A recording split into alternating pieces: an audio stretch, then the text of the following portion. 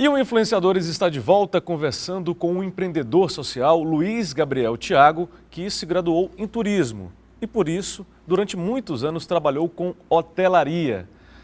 Você também sentia, Gabriel, essa falta de gentileza no ambiente corporativo? Sentia. E existe até hoje, né? E como existe? Existe até hoje, mas o Brasil, para mim, está à frente de muitos outros países de primeiro mundo em relação à cordialidade. A nossa gentileza ela é muito própria, né? Ela é muito natural, ela é muito espontânea. Você acha que o brasileiro é cortês, é gentil? Muito, de modo geral, demais. Aqui no Brasil, existem regiões que são muito... Uma região é bem diferente da outra. Então, por exemplo, a gentileza nordestina é uma gentileza tão natural, tão ingênua, tão pura, né? Tão pura, diferente da região sudeste. Então você vê, por exemplo, o eixo Rio-São Paulo, existe uma padronização internacional muito rígida, muito rigorosa no atendimento, na prestação de serviços, né? Mas mesmo assim, a nossa gentileza ela é latente, ela é predominante, né? Predominante. Então, eu como brasileiro, sou suspeito para dizer, né, que nós somos o povo mais gentil do mundo. Mais gentil do mundo. Você acredita nisso? Acredito, tenho certeza absoluta. Sem pestanejar. Absoluta. O nosso calor humano, o brasileiro que já convida para tomar um chopp, para ir em casa comer uma feijoada. Isso não acontece na Europa, por Não, exemplo, imagina. Nem numa relação trabalhista de anos que você cria um vínculo profissional com as pessoas. Mesmo assim, depois de muito tempo, você ainda é distante dela, você é um estranho para eles. Né? Então não existe essa coisa de vamos lá em casa, vai na festinha lá em casa, vamos sair, vamos pro happy hour, né? Isso é bem diferente, né, pro brasileiro, né? O brasileiro tem um calor humano, o latino como um todo, né? É diferente. É diferente, é muito diferente. O que atrai muito os europeus, os americanos, os asiáticos, né? O nosso calor humano é muito conhecido pelo mundo todo. Eu estou vendo aqui, Gabriel, que a tua pesquisa no mestrado em educação foi justamente sobre a reeducação de adultos no ambiente profissional. Como é que se dá essa reeducação? Transferindo, não é transferindo para o trabalho, para a instituição, empresa, a responsabilidade na educação do sujeito, né? E sim compartilhando com o trabalho, não é, a necessidade de se reeducar seres humanos.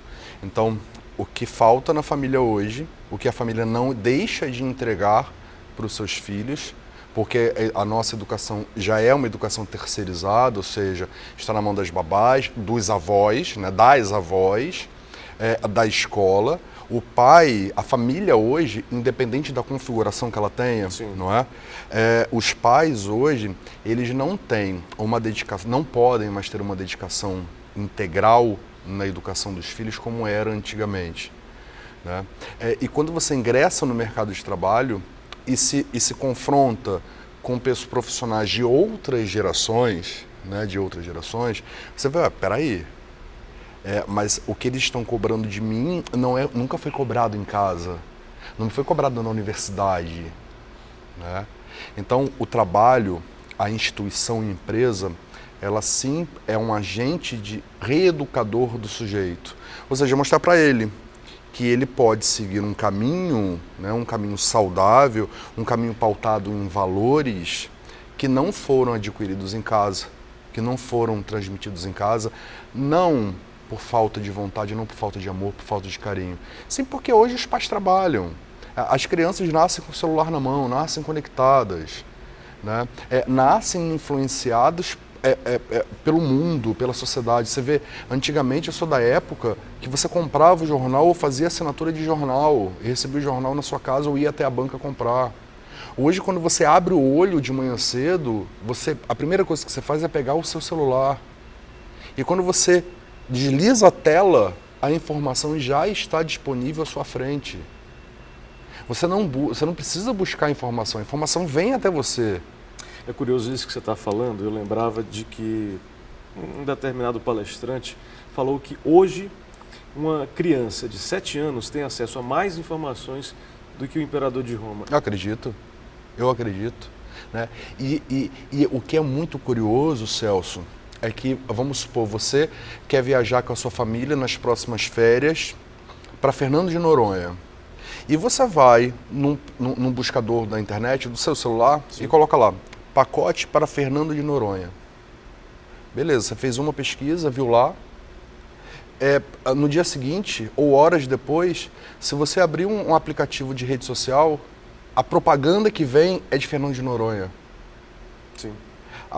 Ou seja, a informação, ela vem até você e não te permite e não te estimula a buscar mais a informação como a gente fazia na época da adolescência, na escola, pesquisa de escola. Hoje ninguém mais vai para a biblioteca da escola, naquelas enciclopédias impressas, né? Fazer pesquisa de nada, as Barças. A garotada nem sabe o que é Barça, né? A informação está disponível lá. Então a empresa, o trabalho, ela tem sim responsabilidade social, né, com o seu colaborador, com o seu funcionário, e isso não inclui somente oferecer benefícios, bolsa disso, cesta básica, cartão alimentação, plano de saúde, e sim se preocupar com o desenvolvimento humano do sujeito que trabalha na sua empresa. Essa tua tese acabou se transformando num livro, né? Virou um livro chamado Gentileza no Trabalho. E tem um outro também, Como Driblar a Raiva no Trabalho. Como é que se dribla a raiva no trabalho? Conta para quem está em casa. É bom humor. Na verdade, esse livro, o da raiva, ele é um pocket bem humorado que dá algumas dicas bem humoradas de sair de situações constrangedoras. De saias justas. De saias justas, exatamente. Né?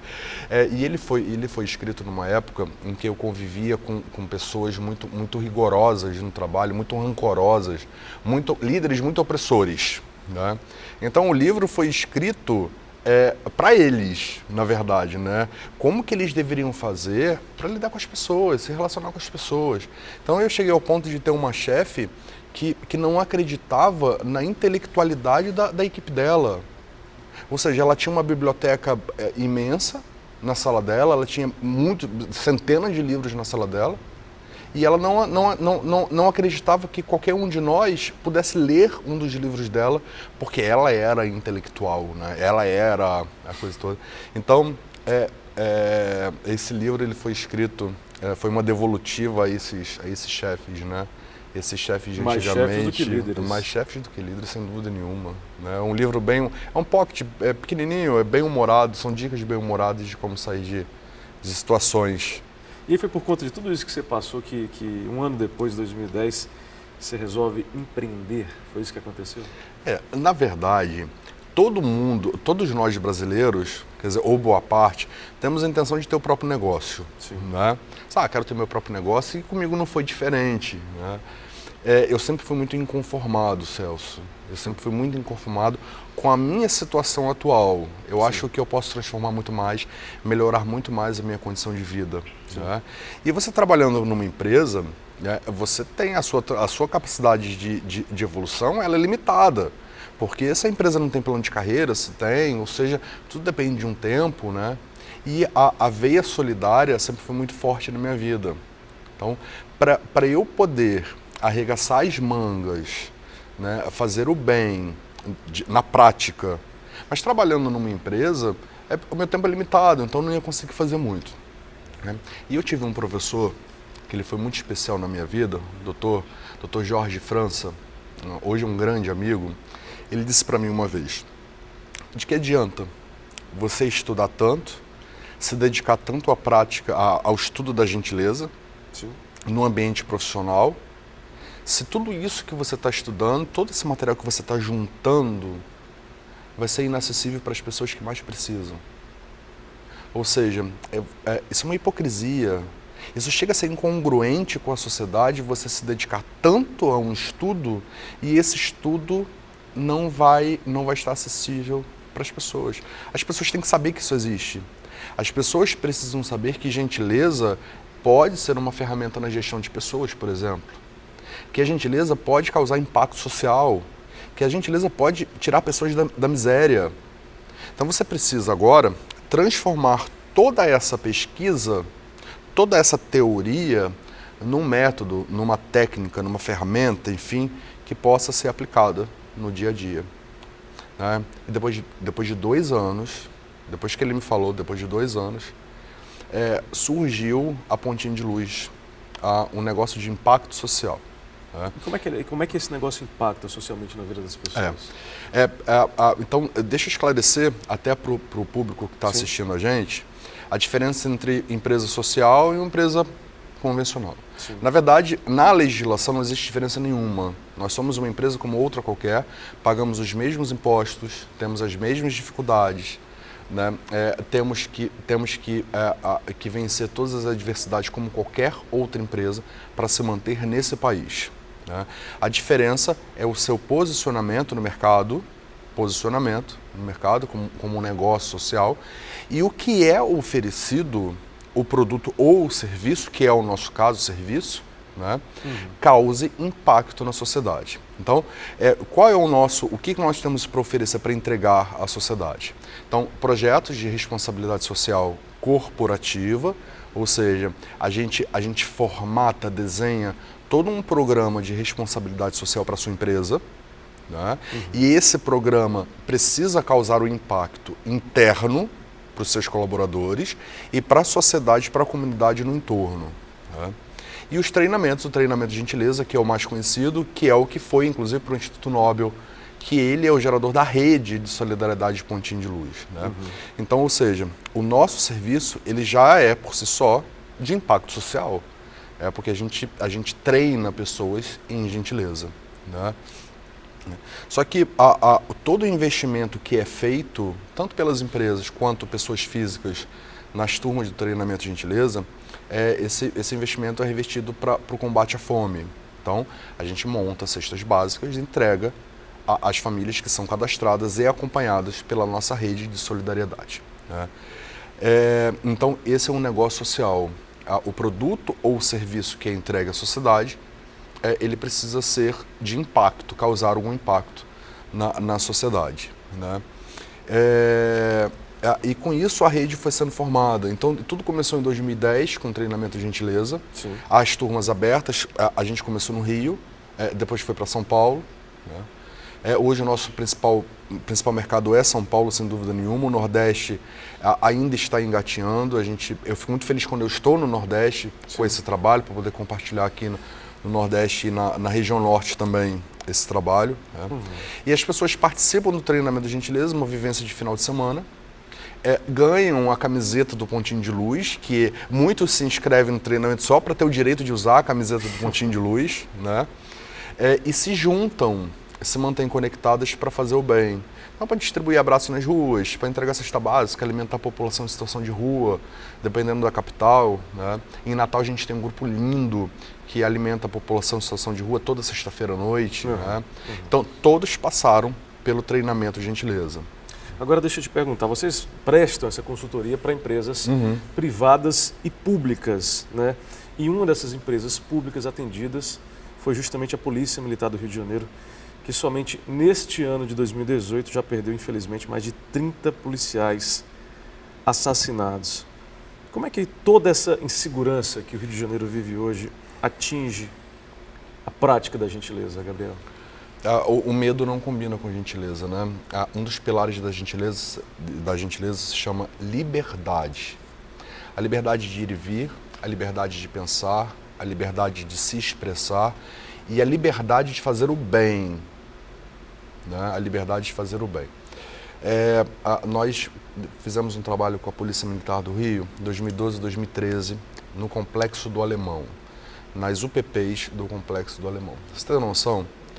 No período que a gente estava lá em cima, no Alemão, com a Polícia Militar, a PM reduziu em 80% o uso de munição na época, com o trabalho que a gente estava fazendo nas UPPs do Alemão. Nós fomos assolados pela crise de 2014, 2015, né? Os investimentos. Então você vê, policial, o Estado devendo PM, devendo o funcionalismo, tudo isso. E uma das coisas um dos primeiros cortes foram os fornecedores, prestação de serviços, né? E nós deixamos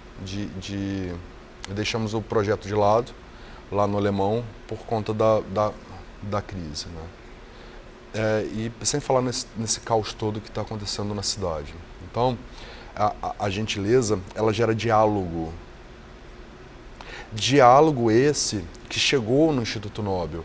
Então, quando as pessoas falam, você foi indicado ao Nobel da Paz, foi pelo combate à fome? Não, não foi pelo combate à fome. Não foi por entregar cesta básica, não foi por tirar pessoas da miséria, milhares de pessoas da miséria nesses últimos anos, coisa que eu não tenho obrigação. Eu não tinha obrigação de fazer isso, não tenho até hoje. É o meu simples desprendimento, a minha simples vontade de colaborar. Né? Mas o que chegou lá foi o diálogo, a capacidade de dialogar, de se relacionar com os governos, o oficial e os governos paralelos, os governos do mal, né? E a formação da rede de solidariedade. Conseguir juntar pessoas com o mesmo propósito, né? Durante todos esses anos, e hoje chegamos a 40 mil pessoas que vestem a camisa da Pontinha de Luz e fazem o bem, simplesmente, sem ter obrigação de fazer isso. Né? Então, isso que chegou lá. Então, gentileza gera diálogo, gera paz. A gente tem certeza de que a paz só pode ser promovida com paz e nunca com guerra. A gente não fala de guerra, a gente fala de paz. A gente não fala do mal, a gente fala do bem. Então, a gente não pulveriza o que está acontecendo de errado no Brasil, na Venezuela, na Colômbia, no Uruguai, enfim. A gente não pulveriza. A gente pulveriza as pessoas, os grupos que estão fazendo o que deve ser feito em relação ao bem, ao amor, à gentileza. Ele é Luiz Gabriel Thiago, empreendedor social, e continua conversando conosco aqui no Influenciadores. A gente volta já, não sai daí.